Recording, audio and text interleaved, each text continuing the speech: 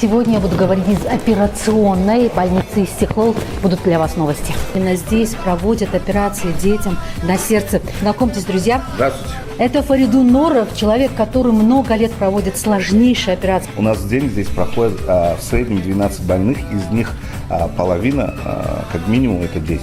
Друзья, и у нас к вам хорошие новости. Буквально до Нового года, при спонсорской поддержке, вот в этом отделении больницы Истихлол будут проводиться бесплатные операции детям с пороком сердца.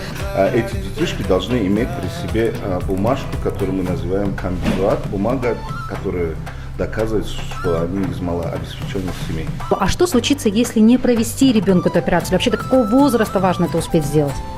К сожалению, многие наши родители, может быть, от незнания, или же некоторые наши врачи, которые тоже, в принципе, с врожденными пороками сердца не сталкивались, они говорят, пока не надо, пока ребенок терпит,